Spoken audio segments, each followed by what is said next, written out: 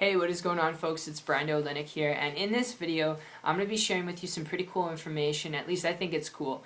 You can agree to disagree with me, but that's fine.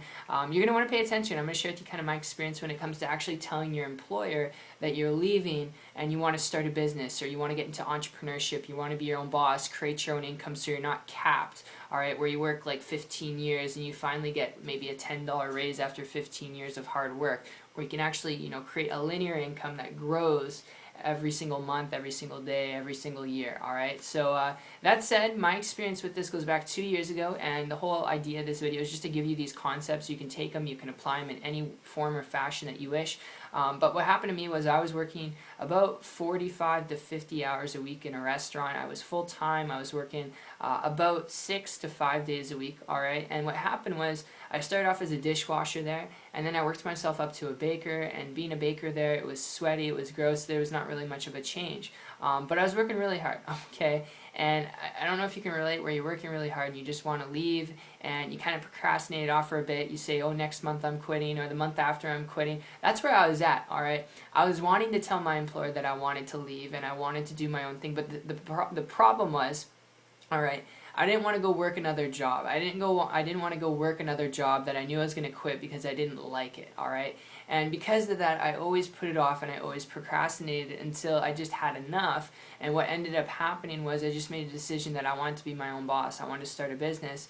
And, I started something on the side of working that job, and I was able to build up an income on the side of that job to the point where I had money, alright, saved up money, okay, to where I could quit that job and I could get something going for myself. I could start a business. I could get a business going, alright? So that was my fallback plan. I didn't want to go work another job. I just had security there, alright, financial security of money I saved up, and when I hit a certain threshold of money that I saved up, then that's when I stopped the procrastination, and I told my employer by emailing them, and then I went in person and I told them, and that's pretty much as simple as it is. That's really how I had done it. I'm not telling you have to email them or write them a letter. Do what you feel like.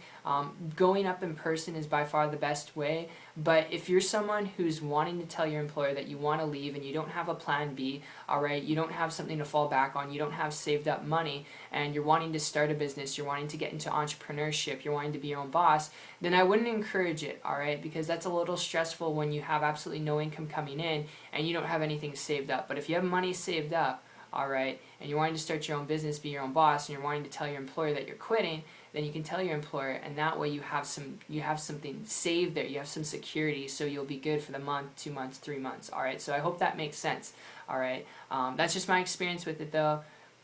Emailing, and if you can't email your employer, obviously I would encourage doing it in person. In person is the best way to do it, because if you send a letter, you don't know if they're going to read it, you don't know if it gets thrown in the trash, just like email. That's why when I sent the email, I made sure the next day when I was scheduled that I was going to go in there and approach them face to face, because sometimes, depending on how many managers you have, one might see it, one might not, and I just wanted to make sure that they got the email. So I'd ask them, did you get my email?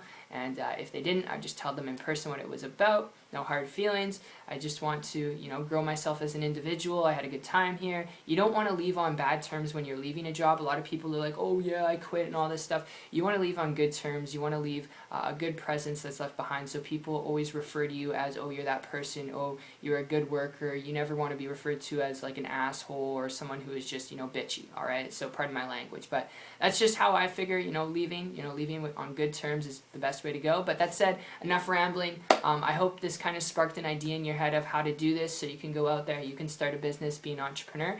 And if you guys would like to learn any information on building a business and income on the internet, and how I was able to do this in 3 months to go from working 40 hours a week in a restaurant to creating a full-time income business, you can always connect with me on my site. If you're serious, you're open-minded, check it out. It's 123marketingtips.com. Link will be down below, and I'll see you guys on the beach of the world. Take care.